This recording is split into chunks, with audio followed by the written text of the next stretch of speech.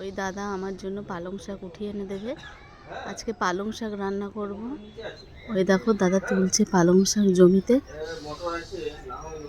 ছোলা শাক, খসলা শাক, এই যে পালং শাক তুলে নিয়ে আসছে আমার জন্য।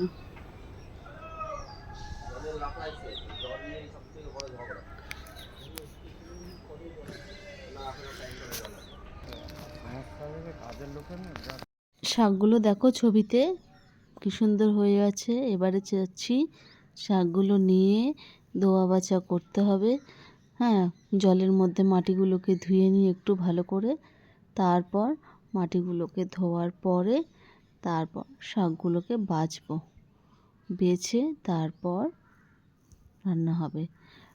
আজকে রান্না ভিডিওটা পোস্ট করতে পারবো কিনা জানি না, কিন্তু কাল অবশ্যই আমি পোস্ট করে দেবো, কারণ আজকে একটু চাপ আছে। তাই জন্য এই যে শাকগুলো আমি ধুচ্ছি, জলে গোড়াগুলো ধুয়ে বেছে নিচ্ছি। বেশি বড় করব না।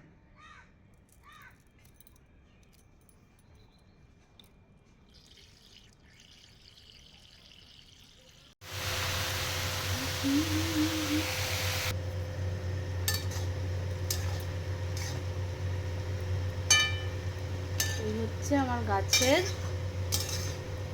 চাষের জমির পালং শাক, একদম পুরো গলে ভুল, একদম বাগানের যেহেতু তাজা, বিনা সারে, কোনো ইউরিয়া কোনো কিচ্ছু ব্যবস্থা নেই, একদম সাথে সাথে গলে গেল।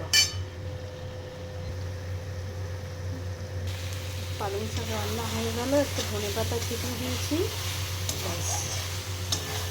শিম, আলু, গাজর, বেগুন দিয়ে রান্না রেডি।